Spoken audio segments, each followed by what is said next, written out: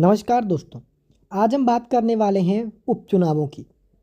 दोस्तों, देश के अंदर कहीं ना कहीं चुनाव तो होते ही रहते हैं, लेकिन जो चुनाव राज्य विधानसभा या लोकसभा होते हैं वो सबसे महत्वपूर्ण होते हैं, और कुछ तो उनसे भी महत्वपूर्ण, जैसे कि उपचुनाव।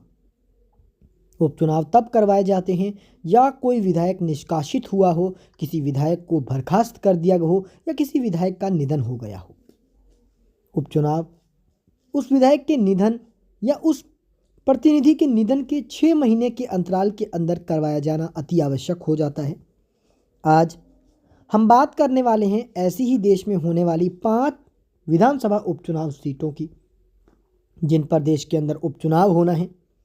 आज की इस वीडियो में हम 5 सीटों पर चर्चा करेंगे, जिन सीटों के नाम हैं राहुरी, बागलकोट, वहीं गोंडा, वहीं ताबूदी, और जो अंतिम सीट है वो दोस्तों आपको अंत में बताएंगे। दोस्तों, उपचुनाव बहुत अधिक महत्वपूर्ण इसलिए भी हो जाते हैं कि उपचुनाव जो हैं वो राज्य की वर्तमान स्थिति बता देते हैं कि राज्य के अंदर वर्तमान में किस पार्टी को सीटें मिल सकती हैं अगर उस समय सरकार बन जाए या मान लीजिए कि चुनाव हो जाए। वैसे तो उपचुनाव सिर्फ एक सीट की गणना करते हैं, लेकिन वो जनता का वर्तमान मूड भी डिसाइड करके बता देते हैं कि वर्तमान में जनता का मूड क्या है और आने वाले समय के अंदर जनता का मूड क्या रहने वाला है।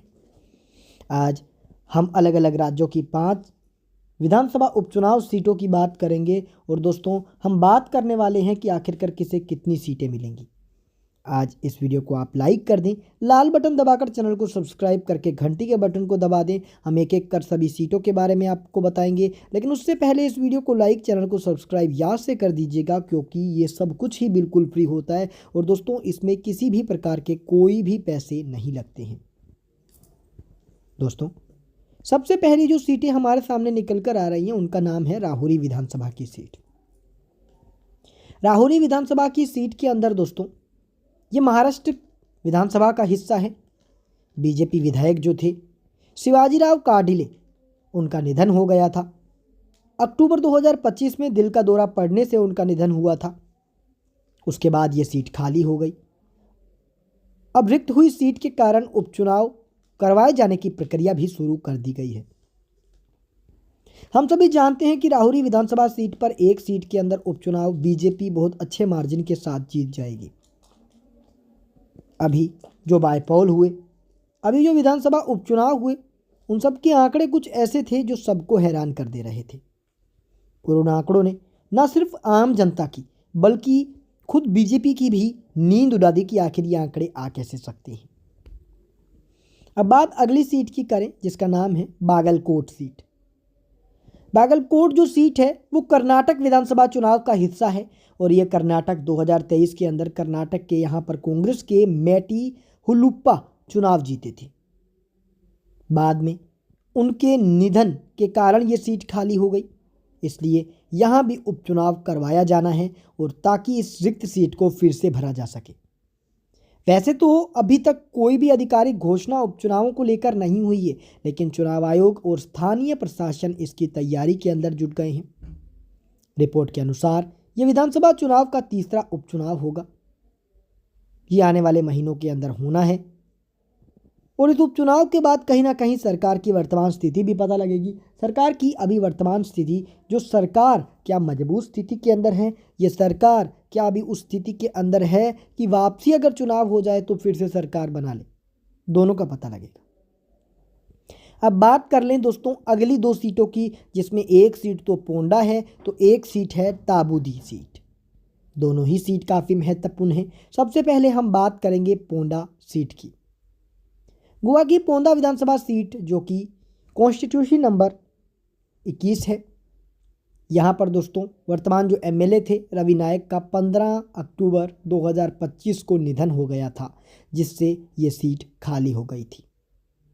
अब यहाँ पर दोस्तों आपको बता दें कि इस सीट पर भी चुनाव करवाया जा रहा है, और इस सीट पर अगर बात की जाए बीजेपी की, तो बीजेपी फिर से इस सीट को हासिल करने में कामयाब नहीं हो रही है। बीजेपी इस सीट को हार रही है और कांग्रेस पार्टी इस सीट को एक सीट को जीत रही है। यानी कि गोवा की वर्तमान परिस्थितियों में कांग्रेस गोवा के अंदर मजबूती हासिल कर रही है।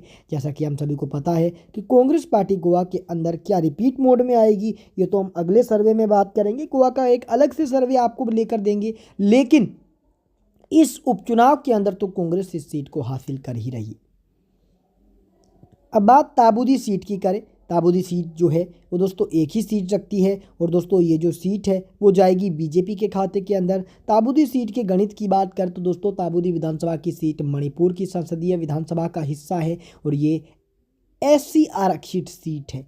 एसटी आरक्षित सीट मणिपुर के अंदर। वैसे तो दोस्तों आपको बता दें कि मणिपुर में हिंसा के कारण राष्ट्रपति शासन लगा दिया गया था, लेकिन क्या इस राष्ट्रपति शासन के बाद फिर से मणिपुर के अंदर शांति बहाल होने के लिए उपचुनाव करवाया जाएगा?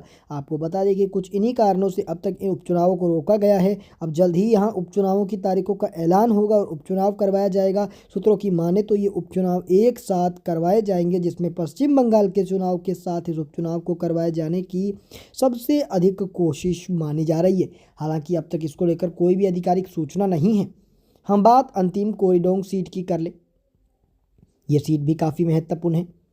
कोरिडोंग की सीट की बात करेंगे, लेकिन उससे पहले अगर देश की वर्तमान राजनीति की बात करें तो देश की वर्तमान राजनीति इन दिनों कहाँ जा रही है हम सभी जानते ही हैं। देश की वर्तमान राजनीति में देश के अंदर जिस प्रकार का माहौल है हम सभी जानते हैं कि बीजेपी इन दिनों काफ़ी विरोध का सामना कर रही है। स्वयं शंकराचार्य चारों मठों के बीजेपी का विरोध करने पर उतर गए हैं, क्योंकि बीजेपी ने पूरी द्वारका मठ के शंकराचार्य श्री भगवान अविमुक्तेश्वरानंद सरस्वती को नाराज कर दिया। नाराज ऐसे किया कि वो जा रहे थे यमुना घाट। यमुना घाट में जाने से उन्हें पहले तो रोक दिया गया, उसके बाद उनके कुछ जो 7 साधु संत थे उनके साथ मारपीट कर दी गई, जिसके बाद सभी साधु नाराज हो गए। अब साधु नाराज ऐसा हुए कि उन्होंने अनशन पर बैठने का फैसला किया और आज भी वो साधु अनशन पर बैठे हैं। हम सभी जानते हैं कि हिंदू धर्म सनातन धर्म के अंदर शंकराचार्य जो चारों मठों के हैं वही सर्वोपरि हैं। इनकी बात सुप्रीम कोर्ट तक नहीं टालते, क्योंकि इन्हें बहुत सा ज्ञान है। अब बात अगर फिर से उपचुनावों की कर लें तो कोरिडोर की उपचुनावों की हम बात करें तो एक सीट ये रखता है जिसमें बीजेपी मजबूत स्थिति के अंदर बताई जा रही है और कोरिडोर की ये जो सीट है वो बीजेपी हासिल कर लेगी। इस सीट पर बीजेपी का दबदबा माना जा रहा है। और दोस्तों अब तक हमने जो 5 सीटों की बात की है, इसके अंदर अगर जो 5 सीटें हासिल करेगा, कम से कम 3 वो यहाँ पर अच्छा प्रदर्शन करेगा और बीजेपी 3 सीटें हासिल कर रहा है, यानी 50% से अधिक बीजेपी को सीट जा रही है। बीजेपी 3 सीटों के साथ अच्छा प्रदर्शन कर रही है।